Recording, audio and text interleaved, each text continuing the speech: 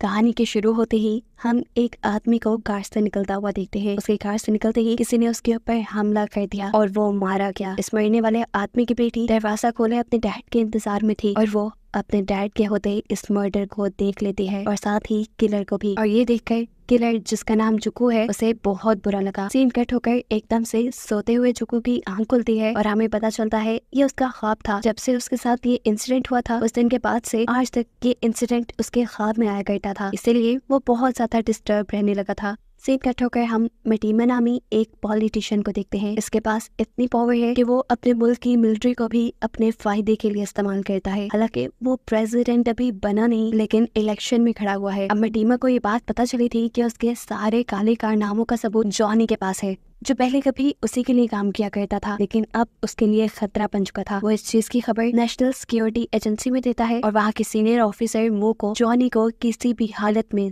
जिंदा या मुर्दा पकड़ने का काम देता है। मू कुछ सोल्जर्स को जॉनी के घर पे भेजती है, लेकिन वहाँ पर उन्हें जॉनी नहीं मिलता। वो परेशान होकर जिमिनाई के पास जाती है, जो उनके IT डिपार्टमेंट में काम करती थी। वो जिमिनाई से कहती है कि शहर के सभी CCTV कैमरास का इस्तेमाल करते हुए मुझे अभी के अभी जॉनी की लोकेशन चाहिए। वो अपने काम में लग जाती है और सीन कट होकर फाइनली हमें जॉनी को दिखाया जाता है, जिसके पीछे बहुत से लोग पड़े हुए हैं। वो इस टाइम एक होटल रूम में है और ये भी जानता है कि मटीमा उसके पीछे पड़ा हुआ है, इसीलिए उसने एक रिपोर्टर को कॉल की, एक ऐसे रिपोर्टर को जो मटीमा का दुश्मन था, क्योंकि मटीमा की वजह से उसका करियर तबाह हुआ था। कॉल पर जॉनी उस एंकर को कहता है, अगर तुम मटीमा से बदला लेना चाहते हो तो फिर यही मौका है तुम्हारे पास। मेरे पास उसके खिलाफ कई सबूत हैं। मैं तुम्हें कुछ फाइल सेंड कर रहा हूँ, इसे अपनी जान से ज्यादा संभाल कर रखना। इसके बाद हम दोबारा जुकू से मिलते हैं, जो अपनी फैमिली को लेकर बाहर निकला था।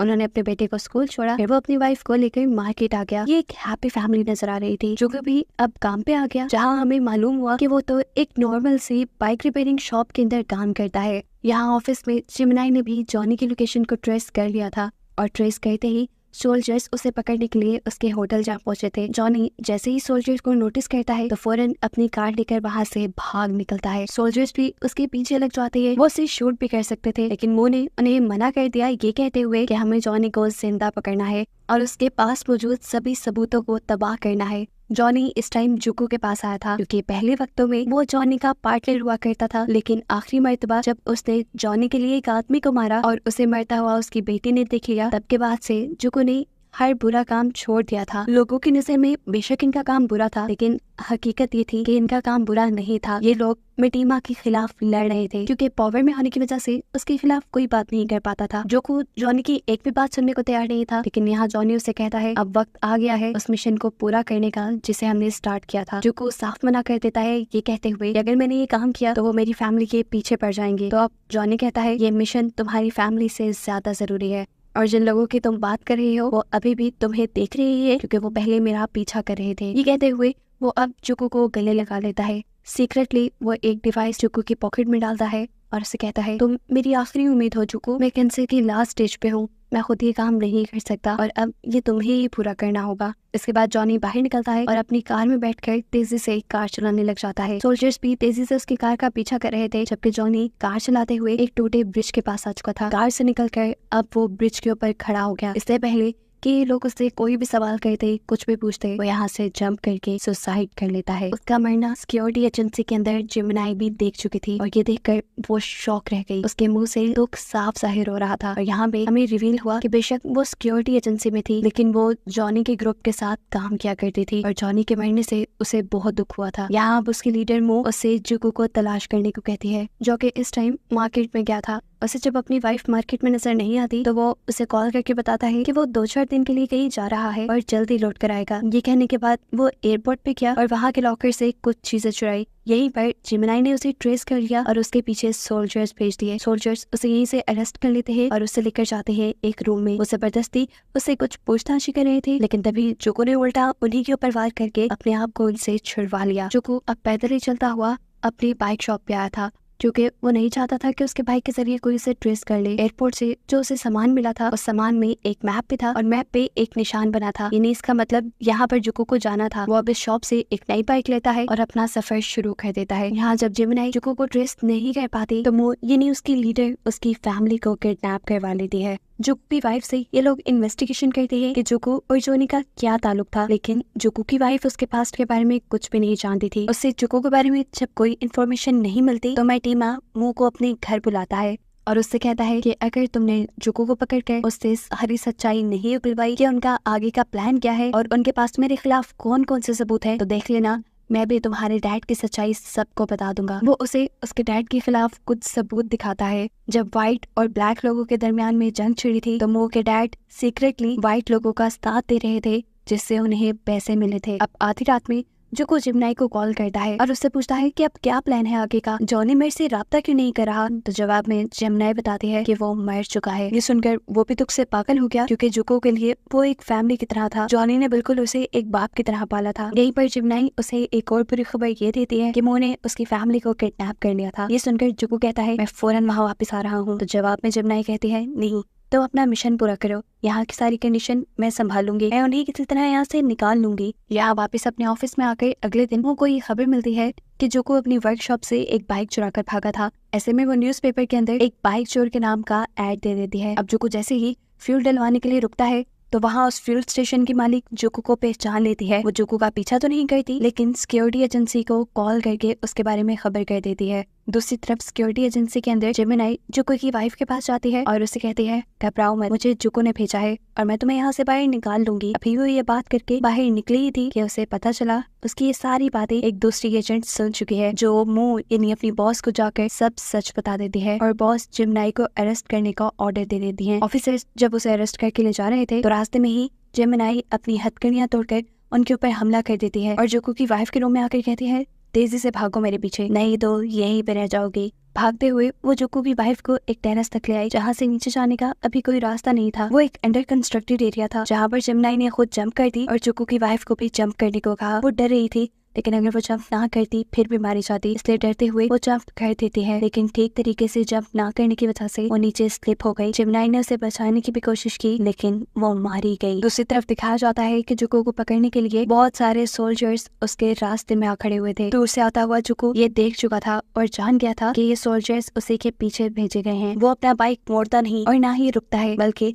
वो दूर से आते हुए एक ऑयल कंटेनर को नोटिस करते हुए उसके ऊपर शूट कर देता है जिसकी वजह से वहाँ एक बहुत बड़ा ब्लास्ट होता है और सभी सोल्जर्स इधर उधर हो जाते हैं। ऐसे मौका पाते हुए जुको यहाँ से बाइक निकाल कर ले जाता है। टाइगर जो कि इस मिशन का हेड था जिसे जुको को हर हाल में पकड़ना था वो हेलीकॉप्टर के जरिए अब उसका पीछा करने लगा था, इसलिए जुको अपनी बाइक रोक लेता है और जैसे ही हेलीकॉप्टर उसकी तरफ मुड़ता है तो वो हेलीकॉप्टर पे बार बार गोलियां बरसाकर उसे डैमेज कर देता है और ऐसे अपनी बाइक लेकर आगे पहुंच जाता है। अब शाम भी हो चुकी थी, उसे कहीं रुकना था। उसने अपना बाइक झाड़ियों में छुपाया और खुद के लिए कोई रहने की जगह ढूंढने लगा और तभी उसे दूर से एक हेलीकॉप्टर दिखाई दिया और उसे मालूम हुआ कि टाइगर के लोग यानी वो सारे सोल्जर्स यहीं करीब ही छावनी लगाकर बैठे हैं। फिलहाल के लिए तो वो चुप हो जाता है लेकिन रात में वो मौका पाते ही उस छावनी के ऊपर हमला कर देता है और वहाँ मौजूद सभी सोल्जर्स को मार डालता है। सभी सोल्जर्स को मारने के बाद यहाँ जो बचा था वो टाइगर था यानी उन सब का लीडर। जेपी हलचल सुनकर जाग उठा था। यहाँ उसके और जुको के दरमियान में फाइट शुरू हो जाती है। पहले तो जुको उसे बहुत मारता है लेकिन फिर एक वक्त ऐसा आया कि टाइगर उसके ऊपर भारी पड़ गया। यहाँ तक कि टाइगर ने उसके पेट के अंदर चाकू से वार करके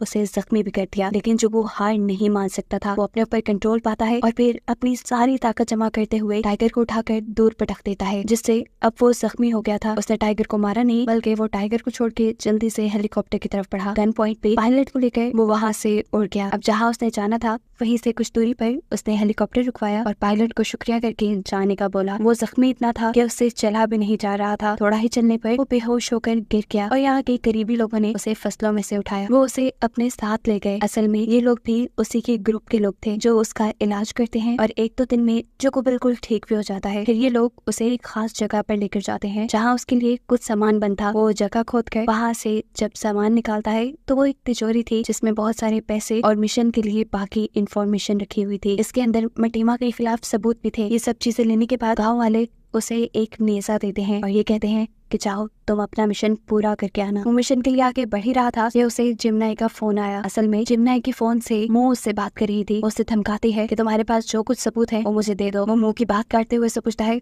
मेरी वाइफ कहाँ है, और वो बताती है कि तुम्हारी वाइफ मर गई। ये सुनकर वो गुस्से में कॉल काट चुका था। अब जुको ने उस आदमी से कांटेक्ट किया था जिससे उसे जॉनी ने मिलने को कहा था। वही रिपोर्टर जिसकी जिंदगी मटीमा ने बर्बाद की थी, वो उस रिपोर्टर को मिलने बुलाता है। उसको सारे सबूत देकर कहता है कि इन सारे सबूतों को एक्सपोज करने से पहले तुम्हें मेरी मदद करनी होगी, तुम्हें मेरे बेटे को बचाना होगा। वो भी उसकी ये बात मान चुका था। ये एंकर पहले जिमनाई का पता चलाता है और ये सब लोग जिमनाई के घर चले जाते हैं, जहाँ जुको उसे कहता है मैंने तुम पे एतबार किया था लेकिन तुमने मेरी फैमिली का ध्यान नहीं रखा। जवाब में वो कहती है ऐसा नहीं है जुको, मैंने अपनी पूरी कोशिश की थी लेकिन उस टाइम सिचुएशन मेरे हाथ से बिल्कुल बाहर निकल गई। वो भी जानता था कि सब में जिमनाई की गलती तो है ही नहीं। वो उसे कहता है अच्छा ठीक है मेरी बात सुनो, अब मुझे किसी भी हाल में मेरे बेटे को बचाना है, पता लगाओ कि वो कहाँ है। जिमनाई अब सर्च करती है और उसे पता चलता है कि जुको का बेटा मटीमा के घर पे था। रात के अंधेरे में जुको अब मटीमा के घर पहुंच चुका था अपने बेटे को रेस्क्यू करने के लिए। बाहर बहुत सारे सिक्योरिटी ऑफिसर से भी उसका सामना हुआ, जिसको उसने बड़ी आराम और खामोशी से मार डाला। जिसके बाद वो घर के अंदर घुसा और गन की पीछे वाली साइड से उसके सर पे हिट करते हुए उसे भी बेहोश करके बांध दिया। जब उसे होश आया तो जुको ने उससे पूछा बताओ मेरा बेटा कहाँ है। इससे पहले कि वो मटीमा को कुछ करता, मटीमा उसे धमकी देता है अगर मुझे एक खराश भी आई ना तो देख लेना तुम्हारा बेटा मारा जाएगा। जुको उसकी एक नहीं सुनता और उसके फोन से मुंह को कॉल मिलाता है और मटीमा से कहता है इसे कहो जल्दी से मेरा बेटा यहाँ लेकर आए। मटीमा क्योंकि इस टाइम बंधा हुआ था तो उसकी ताकत कुछ नहीं थी। उसने भी मुंह को वैसे ही करने को कहा जैसा जुको ने बोला। जितनी देर ये लोग जुको के बेटे का इंतजार कर रहे थे तब तक मटीमा ने उसे खरीदने की भी कोशिश की, उसे लालच भी दी उसे जिंदा छोड़ने के लिए, लेकिन जुको ने जवाब दिया नहीं, मैं तुम्हारे जैसे इंसान के हाथों नहीं बिकूंगा। तुमने अपने ही लोगों को धोखा दिया और तुम्हारी वजह से हम जैसे कितने ही लोग भूखे मर रहे हैं। एकदम से इन्हें बाहर से फायरिंग की आवाज सुनाई देती है और जुको को पता चल जाता है कि मटीमा ने उसके साथ चालाकी खेली। उसने यहाँ पे बहुत सारे सोल्जर्स को बुला लिया था, जिन सोल्जर्स को अभी भी टाइगर नामी सोल्जर लीड कर रहा था, जिसे जुको वहाँ जिंदा छोड़ाया था। जुको खुद एक ट्रेंड कमांडर था, ज्यादा लोगों से लड़ने की ट्रेनिंग उसे पहले से ही दी गई थी। वो बिना वक्त जाया किए अपनी बंदूक हाथ में लिए सभी लोगों को मारता चला जाता है और फिर आखिर में बच जाता है टाइगर। अब टाइगर से लड़ने के लिए जुको अपने हथियार फेंक देता है और टाइगर भी। ये दोनों लड़ते हैं और आखिर में जुको टाइगर को बस मारने ही वाला था, लेकिन इतने में ही वो उसके बेटे को लेकर उसके पीछे आ गई। उसके बेटे को गन पॉइंट पे लेते हुए जुको को धमकी देती है कि छोड़ दो टाइगर को और वो सारे डॉक्यूमेंट मेरे हवाले कर दो जो तुम्हारे पास हैं, नहीं तो मैं तुम्हारे बेटे को गोली मार दूंगी। अपने बेटे का नाम सुनते ही जुको भी हाथ खड़े कर चुका था। ये सुनकर जुको से कहता है कि डॉक्यूमेंट्स अब मेरे पास नहीं, वो कल को पूरी दुनिया के सामने होंगे। इसी सभी बहस के दौरान मटीमा भी बाहर आ चुका था, जिसे सोल्जर्स ने छुड़वाया था। वो मुंह से कहता है चलो मार दो जुको को, अगर तुम साबित करना चाहते हो कि तुम्हारा बाप एक चोर नहीं था। अब मुझको ये बात तो पहले ही पता थी कि कल अगर सारे ही गलत काम मटीमा के सब लोगों के सामने आ गए तो वो वैसे ही जेल चला जाएगा। तो अच्छा यही था कि वो कल के बजाय आज ही मटीमा को मार दे। वो यहाँ मटीमा को गोली मार देती है। अब मटीमा का मर्डर तो उसने जुको के सामने कर दिया था और जुको उसके और भी बहुत से राज जानता था, इसीलिए वो उसे भी मारने के लिए आगे बढ़ती है। लेकिन इससे पहले कि वो गोली चलाती, जोरदार गोली चलने की आवाज यहाँ पे गूंजती है और देखने को मिलता है कि वो खुद ही मर गई थी और उसे गोली मारने वाली कोई और नहीं बल्कि जिमनाई थी, जो वक्त रहते ही यहाँ आ गई थी। यहाँ टाइगर जो बड़ी हिम्मत करके खड़ा हुआ था वो अब जुको को शूट करने ही वाला था, लेकिन जिमनाई ने उसे भी शूट करके मार डाला। ऐसे सारी बुराई, सारे करप्ट लोग यहाँ खत्म हो जाते हैं और फिर जुको जिमनाई और अपने बेटे को यहाँ से लेकर चला जाता है। अगले दिन दिखाया गया कि न्यूज में मटीमा के खिलाफ सारे सबूत आ चुके थे। सब लोग अब मटीमा की सच्चाई जानते थे, इसीलिए किसी ने भी उसके मरने का अफसोस नहीं किया था। जबकि जुको अब अपने बेटे को लेकर किसी दूसरे शहर शिफ्ट हो रहा था और अभी भी उसके साथ उसकी वाइफ की यादें थी, जिससे वो बहुत प्यार करता था। और इस सारे वाकये में उसे सिर्फ अपने वाइफ को खोने का ही दुख था, जिसे दिखाते हुए ही कहानी यहाँ खत्म हो जाती है।